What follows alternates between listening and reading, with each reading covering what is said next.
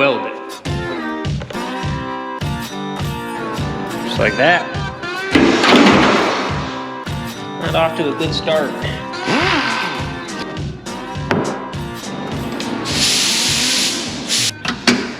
Oh yeah. Welcome back. In the last video, we worked on the most infamous flatbed in town, the 1940 Chevy that I simply call the 40. But in today's video, we're not going to be working on that thing. We're going to be working on its little brother. It's half the size, 10 years older, and twice as filthy, and we call this thing the Dirty 30. It's my 1930 Dodge Coupe that we've turned into a pickup truck. In the last video, we put some pedals in it and got some heat installed under the dashboard. And I guess you could say we're at a turning point in this build because now we're going to be working on the steering.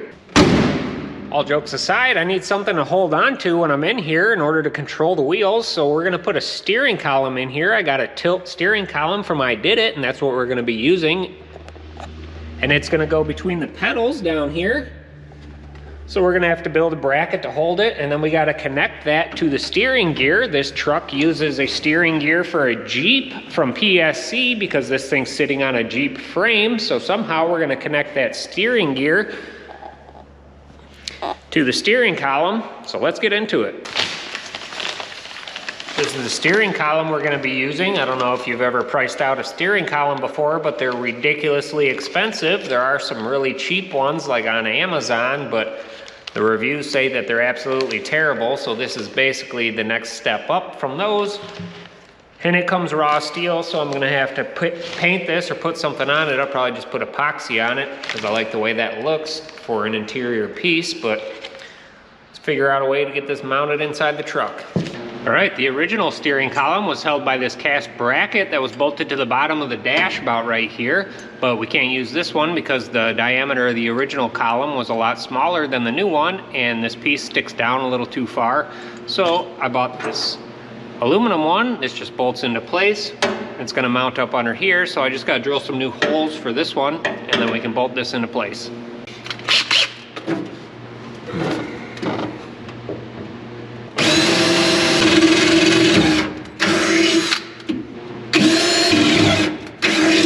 Alright, as much as I would love to just stick this up in here right now, I think because there are so many holes underneath it from the other bracket and some switches that were under here, and because this is just sheet metal, I think I'm going to add a piece of metal that connects the dashboard to this bar that I had welded in before, just so that this will be a lot stronger. I won't ever have to worry about this bending the dash, so I think I'm going to weld a piece of metal in between these two real quick.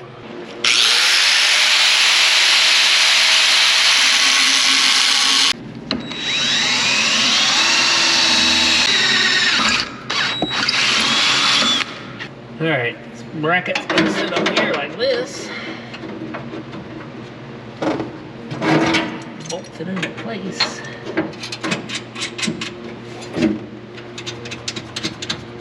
Okay, now I can just weld that to that cross member, and that should help add some strength.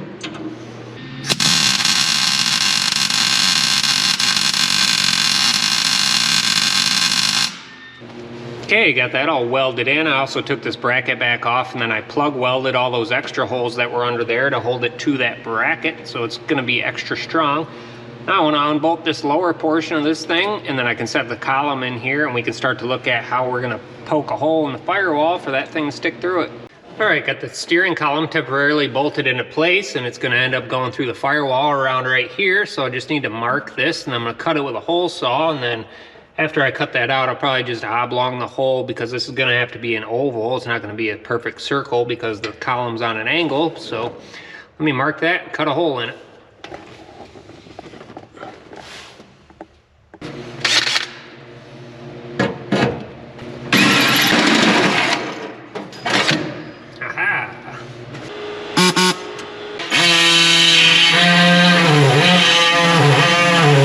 Alright, got that hole cut. Now I'm going to throw the column back in, and we can start looking at making a bracket for around the firewall.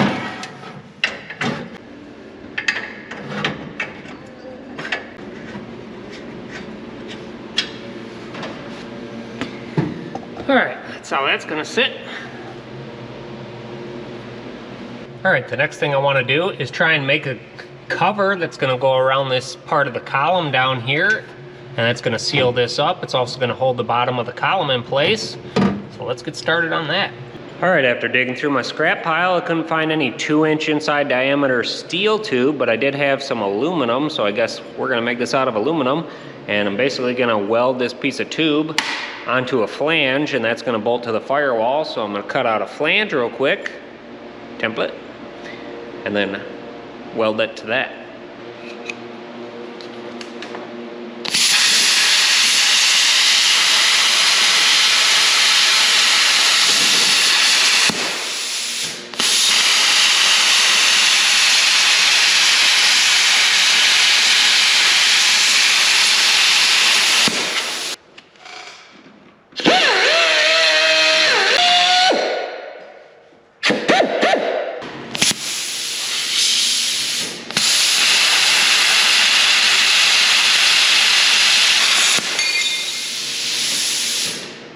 All right, just cut these couple pieces. This is going to mount to the firewall, and then this is going to slip over the steering column, and I can weld the two together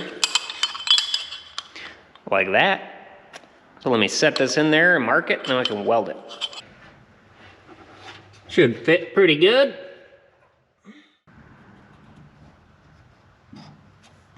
Weld it.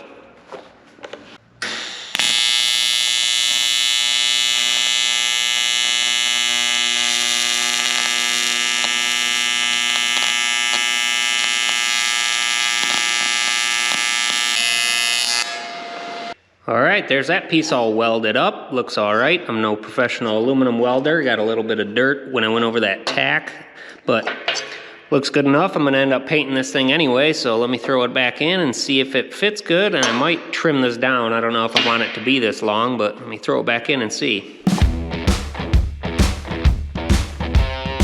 Bang, fits pretty good, I think.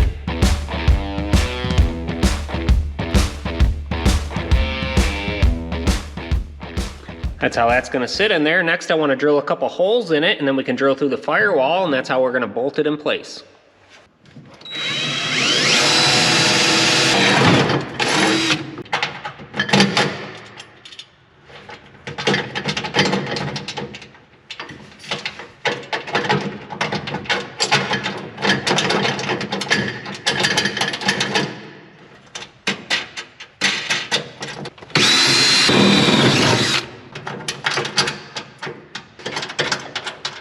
Okay, there's what that looks like all bolted into place. I have a love-hate relationship when it comes to doing things out of aluminum because it's hard to cut, it's hard to weld, but the finished product is always pretty sweet when it's done. So I guess there's what that's going to look like.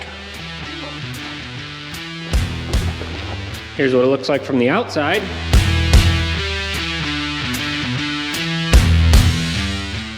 All right, before I connect the shaft to the steering gear, I had to throw the steering wheel on, and this is the steering wheel that I'm running. It's just the old Amazon special here, but it's pretty sweet.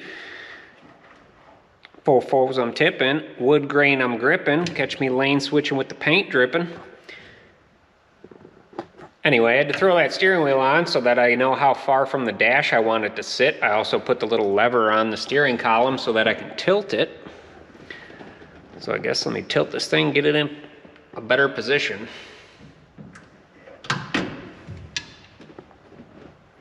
Feels pretty good. Anyway, now we can figure out how we're going to connect the shaft to the steering gear. All right, so with the steering column sticking out of the firewall about right here, I needed to run the shaft to run down this way, and I'm going to go right between the power steering pump and the front of the timing cover, and then it's got to come down here and connect to the steering gear. So I think I'm going to pop this fender off real quick so I'll have some room to run through here. And I think after I run the shaft, I'm going to have to modify this fender to clear the shaft, but it should fit probably right through here. Okay, I got this steering joint right here. It's a 30 spline to a 3/4 double D, and that's what I'm going to be running for a shaft, is some 3/4 inch double D. I figure I'd run a smaller steering shaft so that I'll have more clearance around the engine, but first step, put this joint on the steering gear.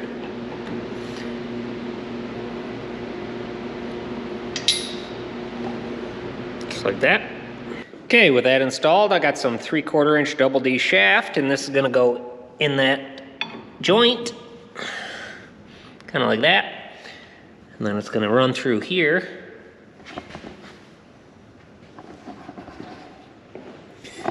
You can see I'm probably gonna have just enough room between the engine and the power steering pump right here. I'm probably gonna have to clearance this little mount for that cross member a little bit, but this should sit just about right here.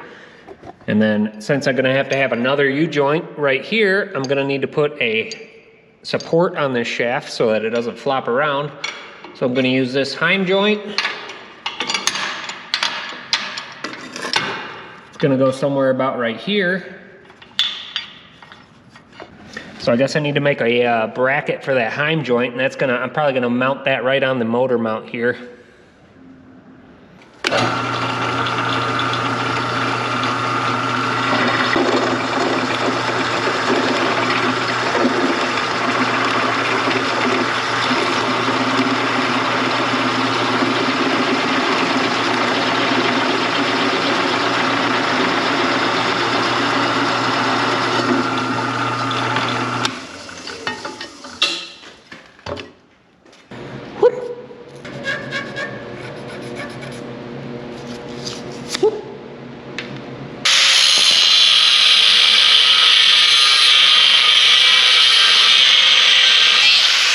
Okay, got this little bracket right here, and then I got this Heim joint.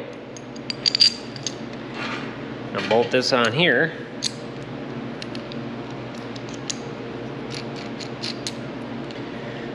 Just like that. Now we can weld this onto the truck. All right, thread this onto the steering shaft.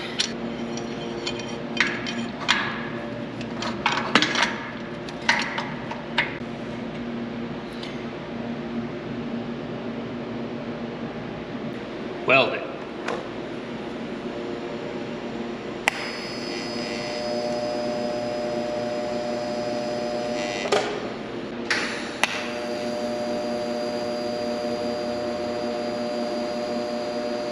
Okay, now that that's all welded, I put the Heim joint back in, and this is what the steering shaft part looks like. You can see it's kind of tight around everything, but there's plenty of room for the engine to vibrate, so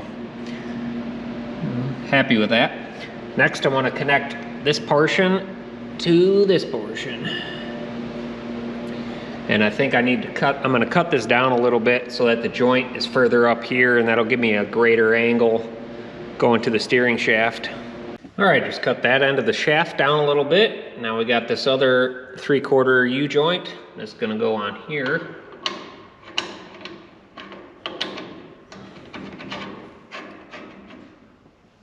About like that.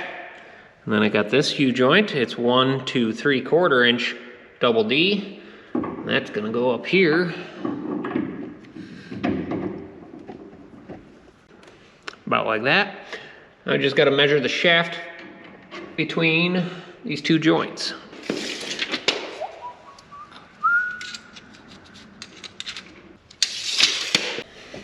All right, just cut a little piece of the shaft. It's gonna go in here, and also in here.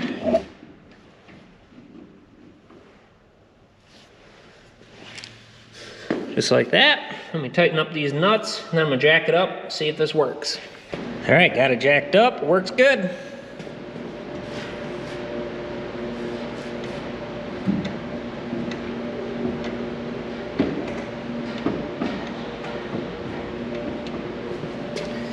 Doesn't bind, and it spins pretty free. Should be a lot easier once I have power steering hooked up, but for now with the wheels jacked up off the ground, it's pretty easy.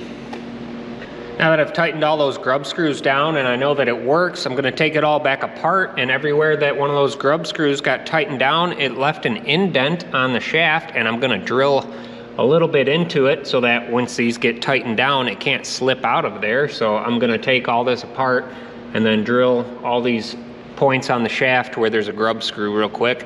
Then I'll put it all back together, and we can start looking at how much the fender is gonna interfere with this.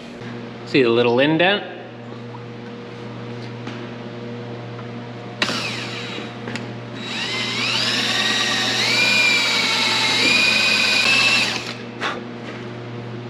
want to drill into it a little bit. All right, got all the shafts drilled a little bit. I'm gonna put this back together real quick.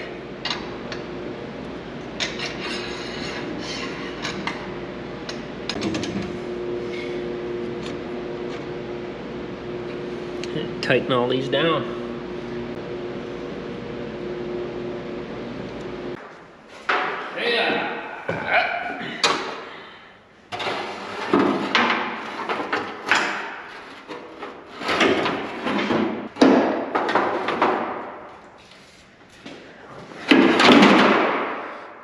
Not off to a good start.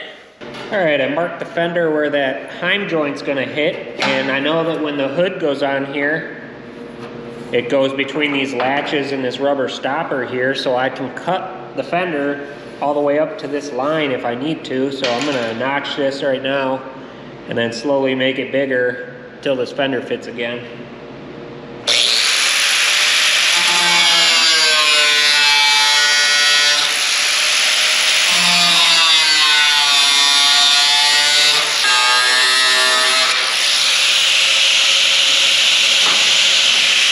All right, just threw the fender back on after doing some cutting, and it fits now and it clears everything.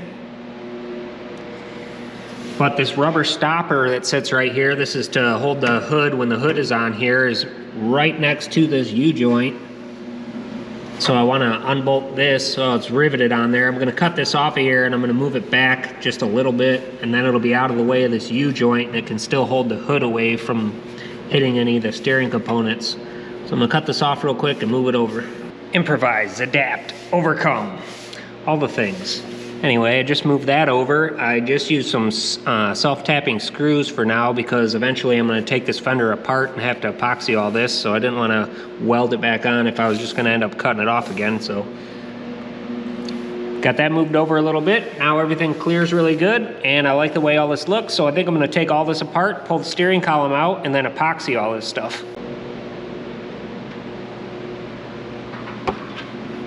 Sand it.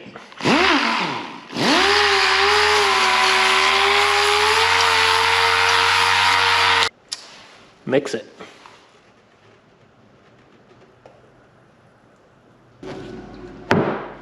Spray it.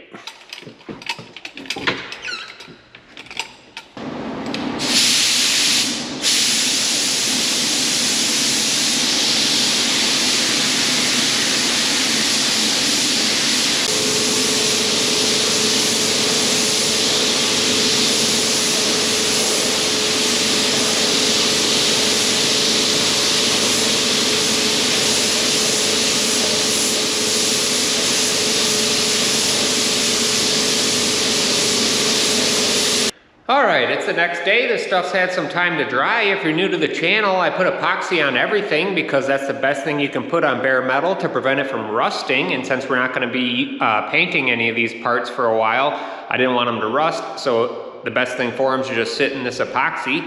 And since I was making some up, I decided I would pull the rear bumper off and also the skid plate for the gas tank and put some epoxy on those so that they don't rust. Anyway, they look really good. I'm gonna untape this stuff and then reinstall it in the truck.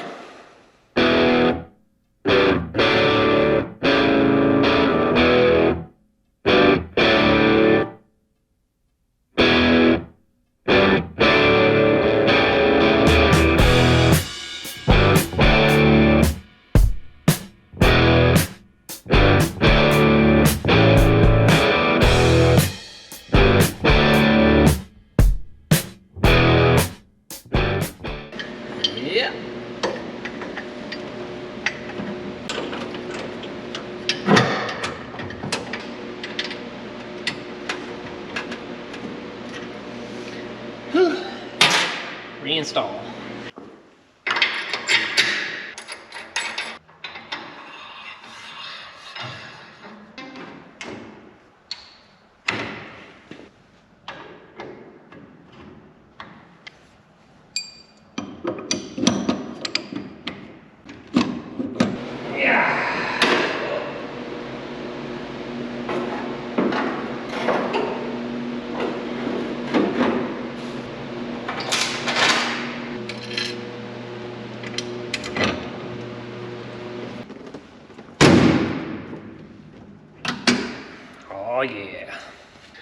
Okay, that was the last piece of the steering column puzzle, for now at least. And if you ever wonder why it takes so long to build stuff like this, it's because you're constantly installing something, then uninstalling it, then reinstalling it, then uninstalling it, reinstalling it. And this isn't the last time we're going to take this out, because eventually we're going to have to tear this entire thing apart again in order to paint it. So this thing will come back out again eventually, and then we'll put it back in. But for now, I think it turned out pretty good. I like the way it feels. It's pretty comfortable. And now I got a tilt column, which I don't have in the 40, so that's pretty nice. While the rest of the steering shaft is pretty close to everything else in here, it still clears, and clearance is clearance, so that's good. I like the way all of this turned out. I need to test fit the hood on this thing to make sure it's going to clear all this, but it should. And in order to do that, I need to install the radiator, the core support, but all of that should clear down here pretty well. So I'm not worried about that. The next thing I'm going to be doing to this thing is going to be working on the front end some more, probably going to be working on the front bumper.